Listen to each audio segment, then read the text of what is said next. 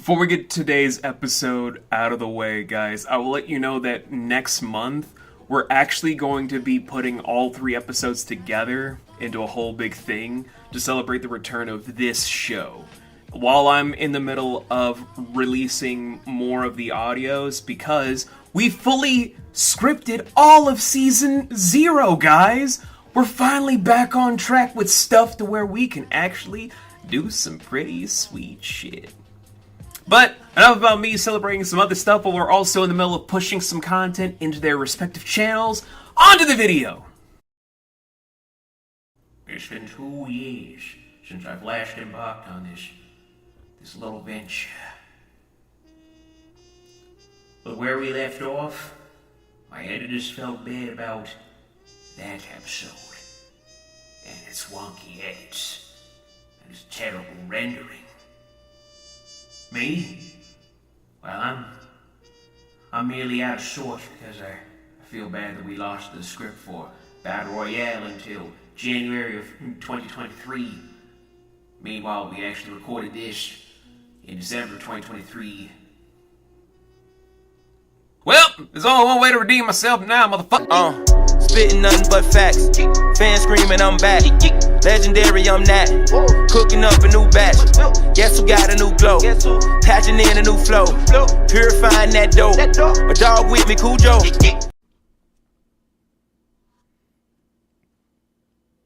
The 2000s. Yeah.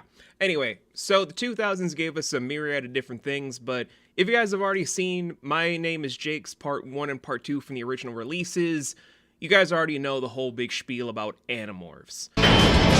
Now I'm an Animorph. A series that Nickelodeon itself brought to life from the Scholastic Book Fair's overall very underrated as of lately young adult story about potentially middle school age children becoming child soldiers in an intergalactic war against earworm things from the centaurs with vagina lips. It's an interesting tale that overall goes into very dark themes left and right, and it's honestly a different time for many to really see that this is a lot more twisted and a lot more corrupt than any person truly does remember. So, we're cutting through a few different things here and there for the humor, the overall clips that were used, and basically getting into a brand new spectrum for how to present Animorphs from My Name is Jake's Part 1 and Part 2, along with the Underground as all one complete episode. After this is done, hopefully by February, you guys will get the next episode of Marauders Reviews, along with some other stuff on some other channels from the Nomadic network for all things about the Nomadic production line of stuff. Until then, just enjoy the entire stitched together stuff of me and my lowest of lows from very bad mic quality to me today. Maybe more polished, maybe more put together, still crazy as hell fighting a migraine because I have not really eaten in several days. I am very, very concerned. Please help me. Anyway, enjoy the episode. Roll in the synopsis.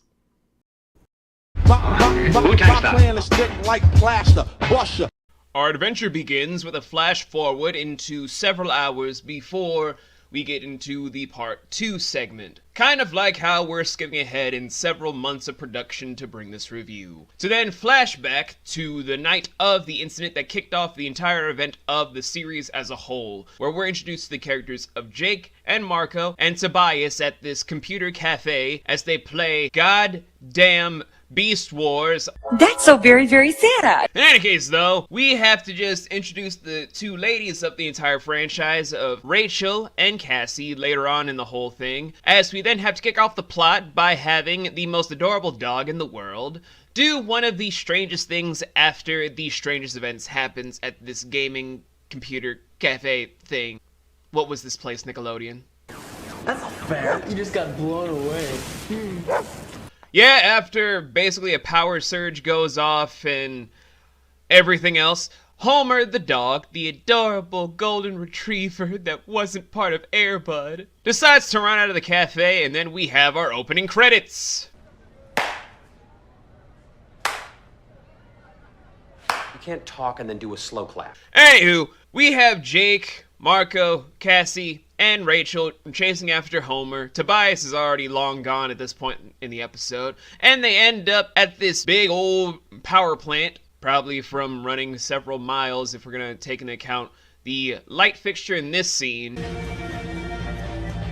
To then go into the night fixture of this scene. Homer, come on, boy. To then search for Homer the dog throughout this entire power plant. Not until morning, like realistically, because god dang, the sun isn't even out yet, bruh. And they find Tobias has Homer.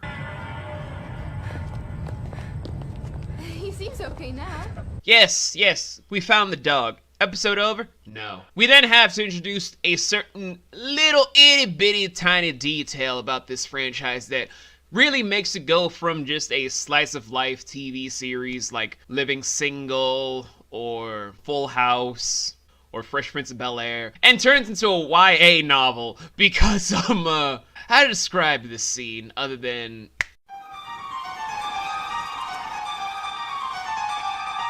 I hate awkward silences. Anywho, yeah, we have aliens in this bitch where they're just trying to stake out this alien spacecraft because of course you do. And then when they're just trying to stake out what's really in the pod, out comes a space centaur!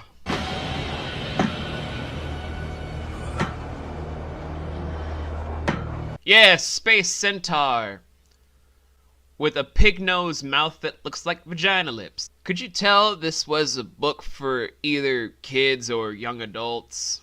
Anywho, this centaur thing from space is named Alfangor. He is dying. That's not even a spoiler. He's literally dying when he's crash landing. So Cassie, in her infinite wisdom after Rachel with her inspirational leadership, is like, we gotta go help him. You magnificent bastard, I read your book! But the kids, well, except for Marco, because Marco's the straight man of the whole entire series up until a certain point, decides to run over and try and help him, but he's automatically just trying to give his final death speech that basically sums up as, hi, I'm part of this war. There are some slugs. You guys want to have magical powers that make no sense? Touch my cube. And basically after they touch the cube, and he says the most cryptic thing in the world. This gift is for you too, Tobias. How do you know my name? I'll touch on this at a later date if I remember. After they touch the cube, he then goes over what their new powers are that really sums up the entire franchise.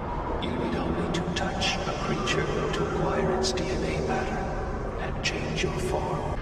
You mean we can change into animals? However, there is one stipulation with this power. When you change, you must return to your human form within 2 Earth hours. You will be trapped within an animal form forever. Ah, you gotta love how to nerf an OP power like this. So, after they touch the cube and everything, in comes another spaceship! What's happening? But for right now, we're just gonna ignore this scene, as we have to introduce the first villain of the franchise, Visser 3. Prince Alfangor, what an honor it is to be in the presence of a legend. Visser 3. Yes, I have taken one of your Andalite bodies as my host. Yeah, Visser 3 may be one of these space centaur things at the moment, but trust me, he's actually a slug demon that comes from space. So basically, it's Boba Fett if he were to be tiny and easy to fit in your ear. That shit is gross! So, Alfangor is just trying to talk that mad good, and Visser 3 isn't having it. So he turns into a giant monstrosity and decides to...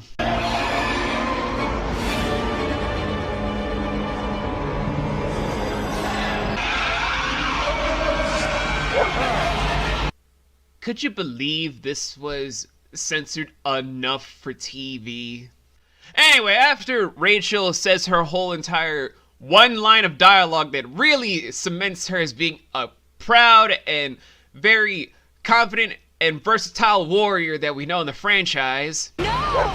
Brilliant stuff there. We have an entire and unprompted and out of nowhere security team just bum rushing in out of nowhere to try and find any single person that may have been on the Andalite ship. Andalites being the space centaurs, by the way. And the kids decide to run away as fast as possible and then have to fight these dinosaur things.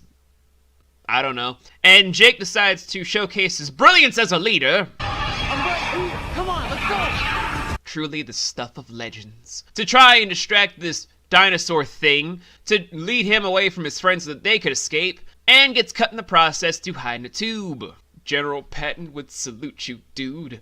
And so, while hiding in this tube, he thinks it's all over when he hears footsteps when suddenly, shock of all shocks,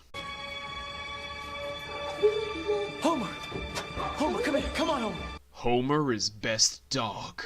And so, with him and his dog just stuck in this tube with no real way out, Jake is just cuddling his dog, but then remembers he has the power to morph.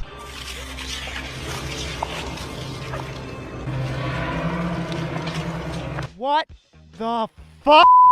What? What the was that? What are you talking about? Oh, you just gotta love scenes where bones shift and twist to form you into a whole nother species. Just hits you right here. Not in the heart, like right where your collarbone is. Like it hurts like right here. So, now that he's his dog and Jake, in dog form, decide to run away from the entire power plant, where the people are just standing around saying they're gonna chase after him. Like, literally, you have Visser 3 saying to chase after them. Get those dogs, you fool! They might be Andalites! And nobody chases after the dogs. Why? No. Anyway, we then cut to the next morning, before we get to the beginning of how the episode started off. Trust me, there's a lot going on. Where they're discussing stuff at the lunch table, and Rachel flags down her future boyfriend, and people are wondering what happened to Jake. I thought that thing got him. Didn't. And then we just kind of end off the episode with them trying to recap what they're going to be doing next, how they're going to get the disc back that we kind of skipped over in this part. And part 1 ends with them just saying that they're now alone in the war that's coming up, that they've just been drafted into without warning. This is starting to sound like a bad comic book plot. That is My Name is Jake Part 1 in its entirety, and wow. I have a lot to say, but we're going to wait off on everything I need to say for Part 2. Begin Part 2, where the entirety of Part 1 began, of us in the present with Jake monologuing. Much like how we're skipping forward to where I'm wearing a different hoodie. Jake, stop staring at the baby, it's rude. Anyway, after he's done staring down people like a total creeper, he then just goes all the way back to the power plant, at least I believe it's a power plant, to see that the controllers, that's the people that have yerks in their ears, which is why I'm always wearing headphones, bro, are trying to cover up anything that was a trace of Visser 3's landing. But enough about that whole seriousness, we're looking at horses! Meanwhile, this is Cassie's mom. She's a veterinarian. That is all I'm gonna really say because like every other parent in this show, they're not that interesting. Marco's dad, Jake's parents, Tobias's grandparents that I'm not gonna show a clip of. Like, every single parent you can find in this whole franchise is not really that interesting except for one, but I'm gonna cover that one later. Anywho, after they're done introducing the mom, we gotta then have Jake exposit to the party what's going on, and then we have a shocking revelation. Cassie? Yeah, it's me. Oh, Cassie, that's disgusting. Gross. Oh, man.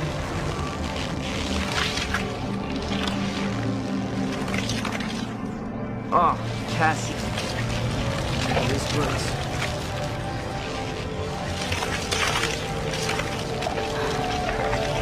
oh god, I'm gonna be sick! Yeah, moments like Cassie becoming a horse and then this whole thing is kind of what Junji Ito was like. I wonder what would happen if they just sort of were stuck in between the morphing of being human and animal. Anyway, after Cassie's basically talking about all this sort of stuff about her morphing and then feeling more powerful, it's then up to the rest of the gang to start doing their own morphs, like Rachel becoming a cat.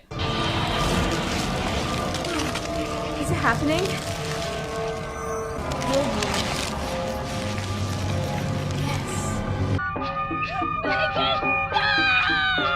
And then Marco being the only person that has a semblance of doubt in this whole entire thing. Just expounds it's about how he lost his mom and how it's just him and his dad and he's worried about all this sort of stuff. And it's very poetic, very beautiful, very nice. However, this is also a young adult book where that means nothing because of a spoiler I'm gonna get to when this whole review is done. Where he then finally says he's gonna start morphing. He acquires the DNA of a rat. And then we have what Junji Ito is always asking for. Damn! Enjoy this in your nightmares. Before finally becoming a rat and then just becomes Rachel's brain going from human to animal and trying to eat Marco. Because hilarity! I just wanted to sink my teeth into your soft, furry rat neck. That's what all the girls say. That's not funny! Anywho, then Tobias is up next, but shockingly, he's afraid and runs away, and now no one in the gang trusts him! Oh my god! Yeah, I'm sure no one's gonna really change their mind at the end of this episode. So now, DNA in hand, they're ready to storm the location and get Alfangor's disc that was dropped during the events of the first episode. Most because they are running low on the options of what to do. But then, of course, they have to do a whole mushy thing about talking to certain family members. Rachel with her little sister, Marco with his dad, where he's watching a movie that's kind of in bad taste with this whole entire show right now. They're gonna be showing the original Invasion of the Body Snatchers. Hilarious. And so they're now scoping out the place where they're trying to cover up all the tracks of Visser 3's landing, the Hork Viziers, and just trying to, make sure no one ever suspects anything strange happened. So, of course, the kids gotta do what they gotta do. Recon with the cat! Let's speed it up. I found it. Chapman's practically standing on it. We've got to move fast. So, now that they've found where the disc is, they implement their plan to get the entire disc without any falter in the plan whatsoever. What? What's the plan, you're probably wondering? And why is it so foolproof? Let me walk it to you guys like this. Marco just screams out that Andalites have been landing, and Cassie morphs into a horse while going into a blue-ray light that makes her hooves and legs go full-blown blue like an Andalite's body. Then they chase after the body thinking that that's an Andalite instead of just like, let's see, there's a blue light somewhere and probably a horse. Someone probably had run away from a preserve and now we're kind of fucking out of options than to just call the authorities to find out what's going on or if it's just something a little bit more grounded. But no, instead of just being smart, they just chase after it like Daffy Duck chasing gold. However, at the same time, we have Rachel and her cousin Jake trying to dig up and get Alfangor's disc, where the main controller for the first 3 episodes, don't worry, I only say first 3 because he dies at the end of the 3rd one, just comes back and chases after them, where Jake stupidly runs into the same tube from the first episode. I'm not kidding. Look at both scenes in comparison. It's the same fucking tube. All hope is lost. But wasn't there like a 5th person that touched the magical cube? Let's go, Rachel. Run! Oh, thank you, Convenience Hawk. You are a wonderful addition to the show. Anyway, after being freed by the Hawk, Rachel and Jake book it. Cassie morphs back to a human to then trick the controllers into thinking, that's gotta be here somewhere. And then they reconvene in the forest where the Convenience Hawk turns out to be...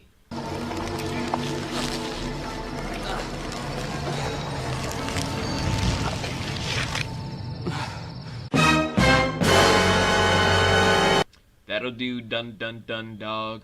That'll do. Yeah, if you guys didn't know this already from just when the second episode began, yeah, it's Tobias as the Hawk.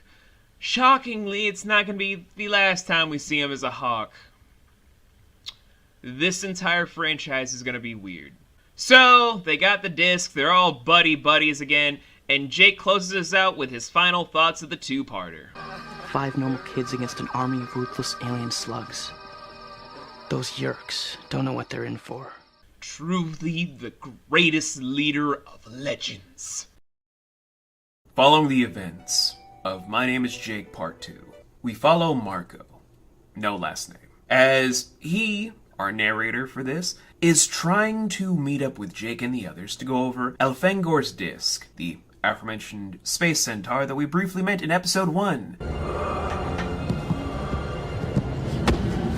I wonder how he's doing.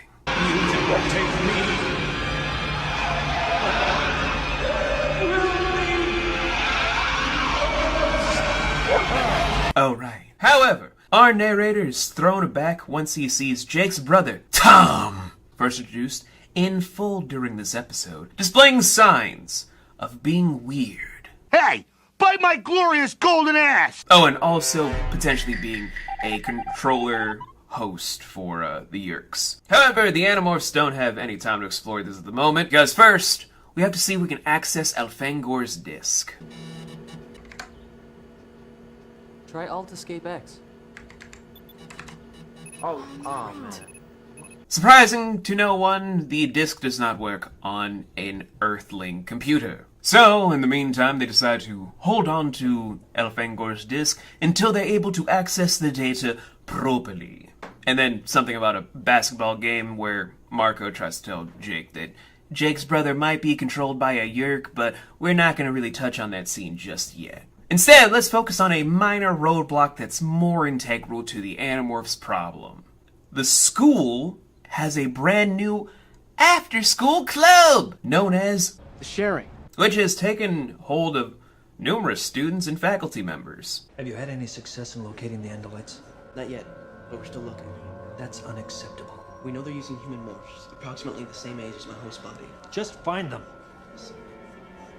No. I think. And after some goading from Marco to revisit the thing from the basketball game, Marco and Jake get some DNA from some skinks, these little lizard thingies, almost like baby newts, to go on a hunch to see if they can find out the truth. But, hold the pearls! Tom is really a host controller for a Yeerk!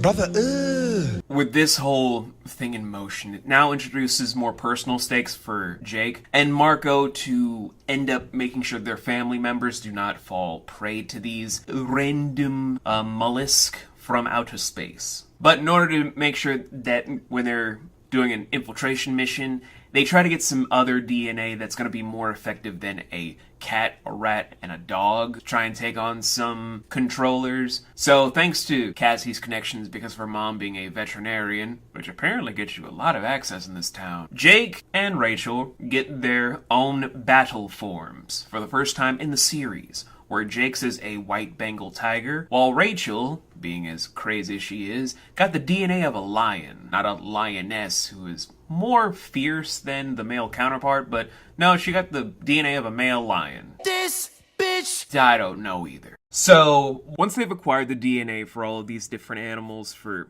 Jake and Rachel, do not worry, everyone else gets battle forms, except for Tobias, but that's for reasons that have been foreshadowed from episodes 2 and 3. Anywho, we just have to get to the school where after this weird transition going on, like what the why is this weird transitional thing of the fade in for people of just walking the hallways going on? What were we doing, 2000s? Where eventually they will just descend into the bottom of the school to just see there's a really weird grotto under here. Maybe Hugh Hefner built this underneath the school instead of these aliens, you nasty little slugs. Where they kind of find out a few different things.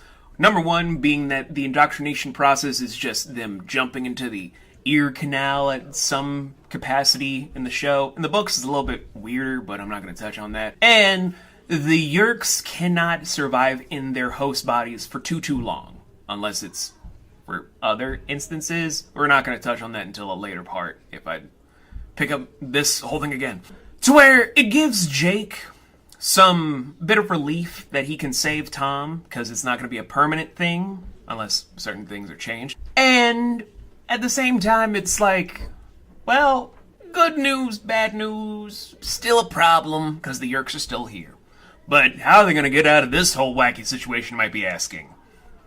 Morphing.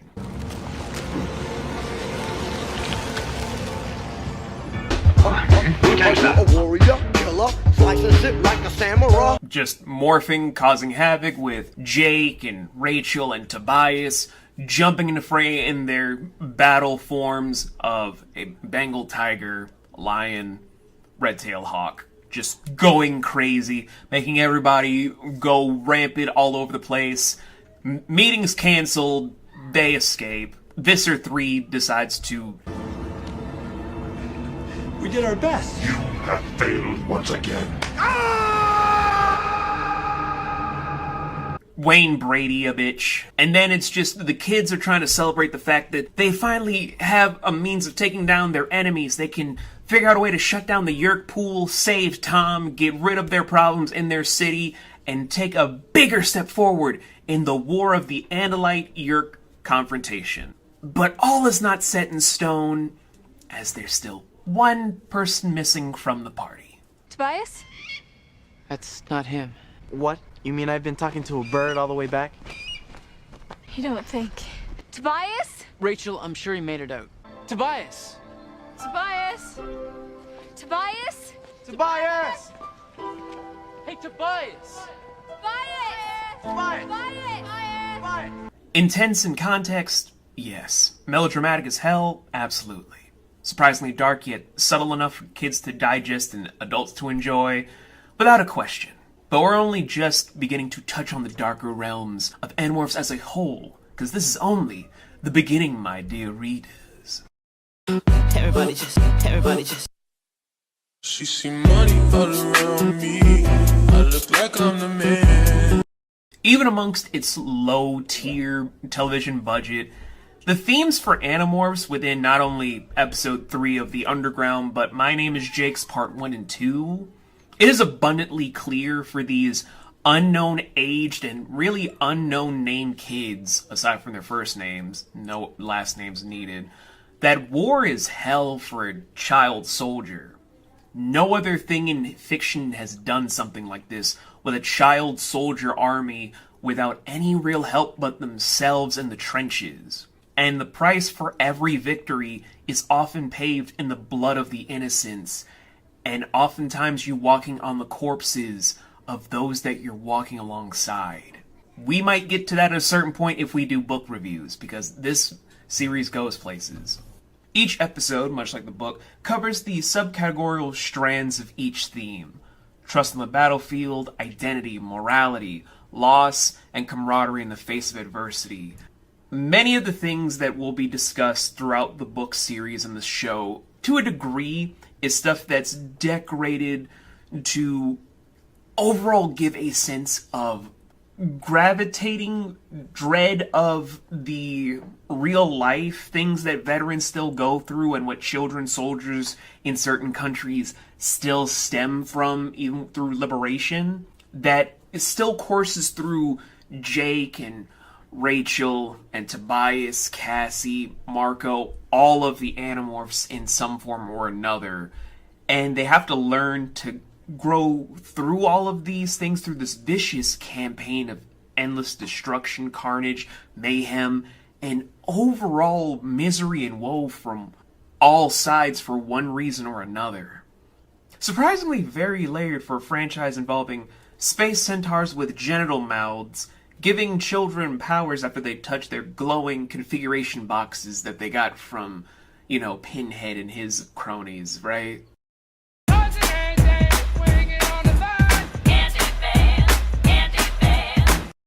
All jokes and witty barbs aside that I've made in My Name is Jake's Part 1 and Part 2, as well as this review, the characters in Animorphs, both main and supporting, are honestly more interesting and compelling than a lot of the heavy-hitting young adult protagonists I've both read about or heard mention of over the past few decades. The entire team of kids could be elementary, could be middle school, could be high school. We don't know. Kept it very classified in the narrative. They each carry a solid representation of humanity in a sense that makes it even more heart-wrenching and downright depressing to see become splintered and just shattered overall as the Andalite-Yeerk war progresses in the narrative. All the Yeerk controllers each hold a memorable quality of villainry, but, at least for myself, the standout villain during this phase of the story will be, and forever shall remain, Visser 3. It wouldn't happen at all if she was under Yeerk control. Sir, with all due respect... Are you disagreeing with me? Oh, no, Visser, Then familiarize yourself with it. Yes, sir. Oh, and if you don't mind me saying so, sir, I think that you've chosen an excellent human morph. I know I shouldn't be this attached to the opening villain, but it's just his chilling charisma, his guile, his commanding presence that elicits fear, and strategic essence as a overall opening commander were so top-notch as a starter villain for this franchise to duke it out with the Animorphs that I was impressed. And then we meet his superiors, and then it becomes less potent during the later parts of the series because of Visser 3's fate. But still, still a memorable bad guy. Still a memorable bad guy, even though he has a human appearance of a fucking skinny version of Wilson Fisk. And even the family members to all of the characters, especially for Jake and Marco especially. Especially Marco's family, for various foreboding reasons, hold a very sweet spot in my heart when they're brought in, whether in the book, original or reprint for the series, or the television franchise overall.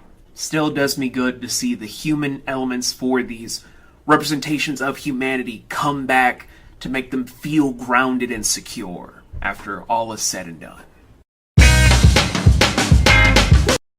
Unfortunately, when you compare this to the other shows of the time, whether it's the Secret World of Alex Mack, the US adaptations of Kamen Rider and Super Sentai, Ninja Turtles, Sailor Moon, Beetleborgs, VR Troopers, Samurai Cyber Squad, Tattooed Teenage... I could go on. Animorphs didn't garner the best budget for props, cinematography, strong television writing, a whole lot of things. As such, fans of the books felt as cheated over the adaptation and certain things Nickelodeon was providing for this IP, the same way that Percy Jackson fans felt about the films and a little bit about the TV show from how it started, or the same way that Shadowhunter fans feel about the franchise existing. So, yeah, it's a lot to kind of process on the technical side of things. And had it been more looked at and examined, who knows? With how TV has evolved lately and more things have gone into play with the TV show being re-examined, the book series being looked at again, and there being some other stuff that may or may not be coming up, who knows what the future might hold? Maybe the fans, as few as they are now, will get their wish. Granted, in the modern climate of young adult or scholastic alum novels or anything involving childhood nostalgia, I think we're better off with this IP over Maximum Ride or whatever shit Sarah J. Maas and Colleen Hoover has written, so fingers crossed that they do good on this one.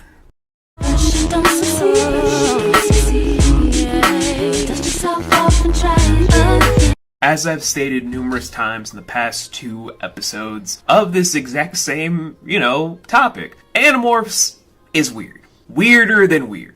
Beyond every definition of weird. But in an attempt to dumb itself down or do something for the kids to just comprehend the bare minimum, it made sure that the audience could comprehend the severity of the situation and made sure that it didn't go over your head about the dangers these kids went through. It made sure that you could see that without any real guidance or help or whatever have you, They were in the trenches to do what no other young adult heroes really did at the time. Not the Baudelaires, not Harry Potter and Friends, not the Camp Half-Blood kids, not the Flock.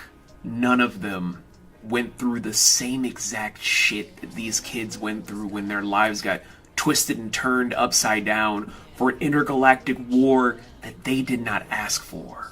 And frankly, I think that deserves a lot more merit than we give it. Say what now, what now? And with that, guys, all I'm going to say is, I'm going to put money where my mouth is, so sorry, pass me. I know you tried. It's okay. I've carefully looked back at the series and objectively finally reached my true conclusion for the opening 3 episodes of Animorphs, the TV series, where despite its own flaws and shortcomings, I'm gonna actually award it 9.5 out of 13 for the presented categories and for helping to pay off all the elements of the series premiere in an effective manner to set the precedence of the series to follow. Still would like to see what the rumored movie intends to do to elaborate on a lot of other things, but you know, we're gonna see what they do with the original book on that front. After which, I'm gonna also allot it 5 out of 7 stars and grant it a B for the earnest effort that they've presented for the decade at play, and even going against the budget restrictions provided to them. And yeah, guys, that's it. Animorphs was a full-blown TV series that came out in 1999 to 2000, with a few different reruns running through the early 2000s, and again online for a small limited amount of time on Netflix and a few other websites. If you guys can locate the VHSs and DVDs, they're going to be either on eBay for the VHSs or over on Amazon for anything DVD related. For ultimate recommendations, I will say go watch Percy Jackson on Disney+, or if you really are trying to look for something to fill the void that isn't good or bad, just mid, look up Shadowrunner. That was on ABC if you're looking for anything for a YA fix, and there you have it for your TV recommendations. For movie recommendations, there's of course Harry Potter and all 8 of its films, and all 4 of the Hunger Games films, just to cover all your bases. There we go, guys, the definitive review, for now, of the beginning stages of the story, from episodes 1 to 3. Will we do this series again? I don't really know. It's up to the whole thing with you guys. Let me know if you want to hear my overall thoughts for this.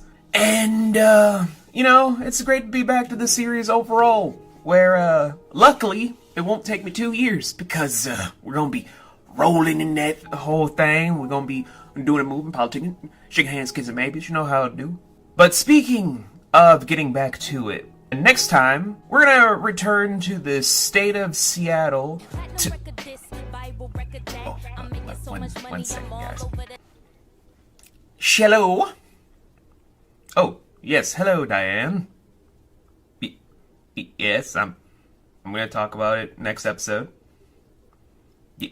Yes, I know people want to hear about... Look, Guys, I'll see you next time. No, Diane, I'm not ignoring you, goddammit! Let me just finish what I gotta fucking say! You don't fuck with the pyramid and...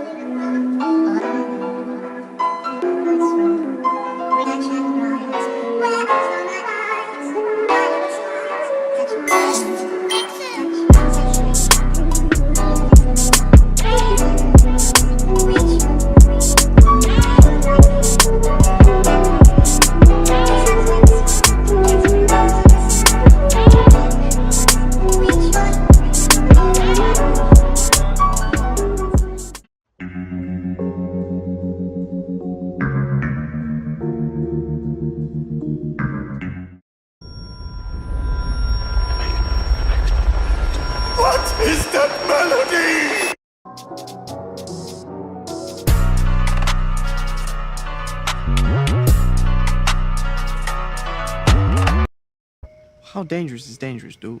This looks tricky. I'll give you a boost. Why do I have to go first? Because you're small. I can get you up there. You're the leader. Why don't you go first? Okay. You boost me. Man, that's barbed wire, baboso. You guys almost finished. I am so fucked, aren't I? Yeah.